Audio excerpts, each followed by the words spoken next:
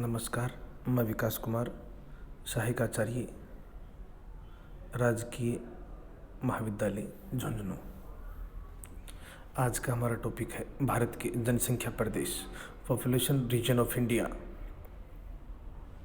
जनसंख्या प्रदेश से क्या तात्पर्य है, इसके बारे में अगर हम अध्ययन करें तो निश्चित रूप से जहाँ जननांग की विशेषताओं में समरूपता पाई जाती है उसे ही जनसंख्या प्रदेश कहा जाता है।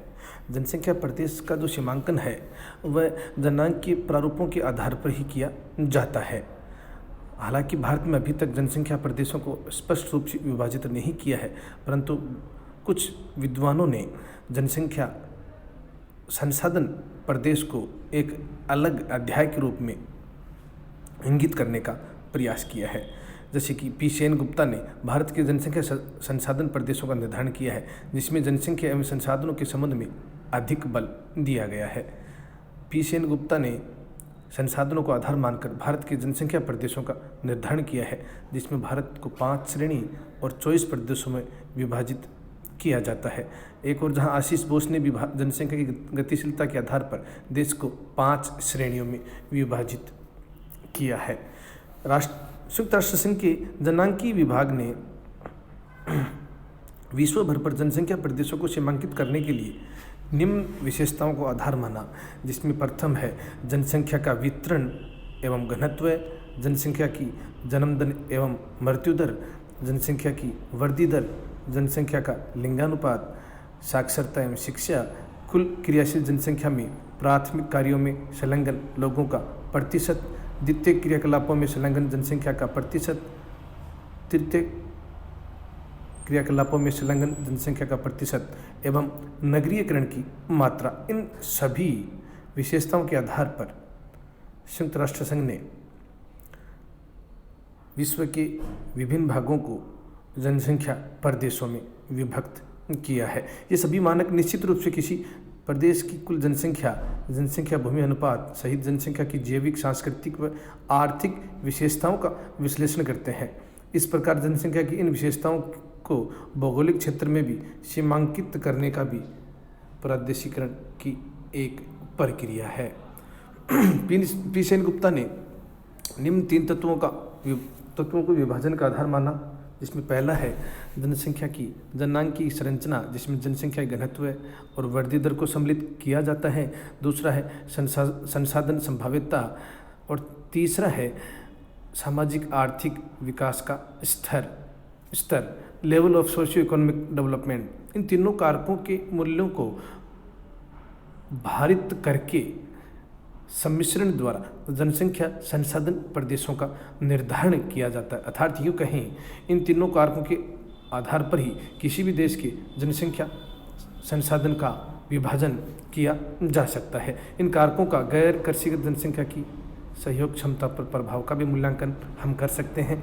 इन सभी कारकों की समरूपता के आधार पर ही देश को 19 जनसंख्या संसाधनों में विभाजित किया गया है, जिसमें पहला है गत्यात्मक जनसंख्या प्रदेश, दूसरा है विकासान्मुख या भावी जनसंख्या संसाधन प्रदेश और तीसरा है विकास विमुखी जनसंख्या संसाधन प्रदेश।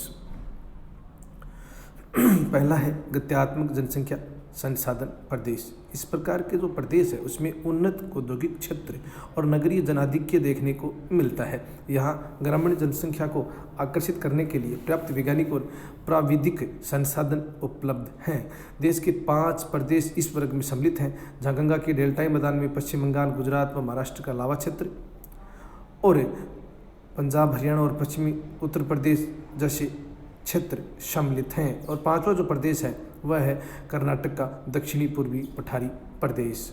ग्रामीण जनसंख्या को सर्वाधिक आकर्षित करने वाला पश्चिम बंगाल का डेल्टाई प्रदेश है, जहां कोलकाता महानगरीय क्षेत्र में कलकत्ता हुगली औद्योगिक क्षेत्र में विशिष्ट उद्योगों का संकेंद्रण देखने को मिलता है।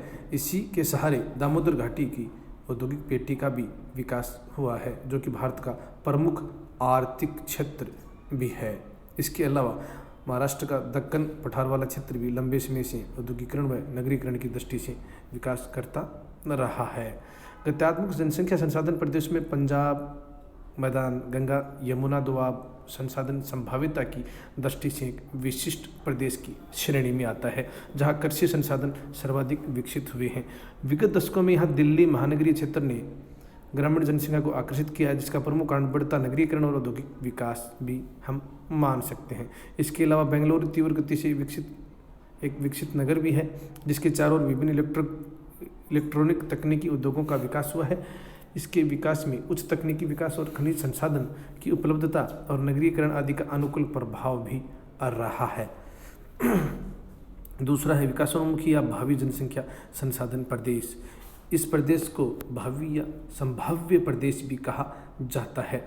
ऐसे प्रदेशों में संसाधनों की पर्याप्तता होने पर भी इनका विकास नहीं हो पाया, क्योंकि इनमें सामाजिक आर्थिक विषमताएं उन्हें आगे बढ़ने नहीं देती। भारत में 5 प्रदेशों को भविष्य में संभावित विकास प्रदेश माना गया है।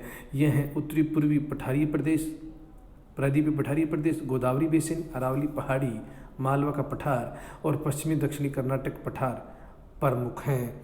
उत्तरी पूर्वी प्रायद्वीपीय पठारी भाग में मध्यवर्ती क्षेत्र को छोड़कर संपूर्ण दक्षिणी बिहार, झारखंड को सम्मिलित किया जाता है, क्योंकि ये क्षेत्र भारत का सबसे संपन्न खनिज संपदा वाला क्षेत्र है। छोटा नागपुर का जो पठार है वह इसी में स्थित है। यहाँ भारी मात्रा में कोयला, लोहा, तांबा, चूना पत्थर के बड़े जमाव हैं, लेकिन इन संसाधनों का बड़ा भाग दोहित नहीं हो पाया है। गोदावरी बेसिन में भी खनिजों का पर्याप्त जमाव है। इसका विस्तार पठारी भागों के दक्षिण में तेलंगाना पठार एवं आंध्र तट तक है। यहाँ पर संसाधनों के विकास की दर काफ़ी धीमी है। इसके अलावा जो तीसरा प्रदेश है वह राजस्थान का अरावली प्रदेश और मध्य प्रदेश का मालवा का पठार है। पहाड़ी क्षेत्र में केवल वही क्षेत्र विकसित हो पाए हैं जहाँ राजनीतिक गतिविधियाँ सक्रिय रही हैं। इनमें केवल ग्वालियर, अजमेर, जयपुर प्रमुख हैं। भविष्य के संभावित प्रदेश दक्षिणी पश्चिमी भाग गोवा और कर्नाटक का दक्षिणी क्षेत्र भी है, जहाँ कर्नाटक के दक्षिणी के 2 भाग हैं, मालनाड व मैदान। मालनाड में वन व जल शक्ति, विद्युत व खनिज संसाधनों की संभावना है, जबकि मैदानी भाग में धात्विक खनिजों की बहुलता है, जिस पर आधारित उद्योगों के विकास की काफ़ी संभावनाएं हैं। और 5वां जो क्षेत्र है वह है ब्रह्मपुत्र घाटी। यहाँ देश की सर्वाधिक जल विद्युत संभाव्यता है, जो कि यहाँ के विकास को बहुआयामी बना सकती है। विकास विमुखी जनसंख्या संसाधन प्रदेश, इन्हें समस्यात्मक प्रदेश या अल्प संभावना के क्षेत्र भी कहते हैं। इन प्रदेशों को आगामी नूतन वर्षों में जनसंख्या संसाधन संतुलन संभव नहीं है।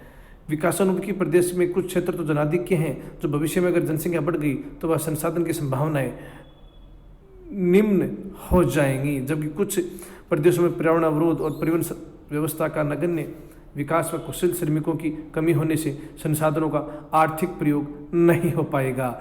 भारत के इस वर्ग में 9 प्रदेश सीमांकित किए गए हैं, जिसमें मध्य पूर्वी गंगा का मैदान, उड़ीसा का तट, केरल का तट, लक्षद्वीप समूह, उत्तरी पूर्वी कर्नाटक रॉयल सीमा क्षेत्र, राजस्थान का मरुस्थल या कच्छ क्षेत्र एवं कच्छ क्षेत्र, उत्तरी पश्चिमी हिमालय और पठारी भाग सम्मिलित हैं।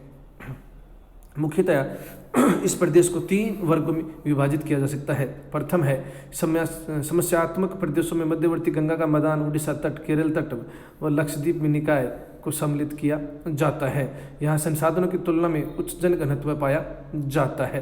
द्वितीय वर्ग में समस्यात्मक में कोंकण तट व राजस्थान का मरुस्थलीय भाग को हम सम्मिलित कर सकते हैं। तृतीय भाग में पहाड़ी क्षेत्रों को हम सम्मिलित कर सकते हैं, जहां कटाफटा धरातल और मृदा के कम जमाव के कारण कृषि योग्य भूमि की कमी पाई जाती है, लेकिन यहाँ वन संसाधन और खनिज संसाधन की बहुलता देखने को मिलती है। लेकिन विषम धरातलीय परिस्थितियाँ यहाँ के संसाधनों का दोहन नहीं होने देती, फलस्वरूप जनसंख्या का वितरण भी यहाँ विरल देखने को मिलता है।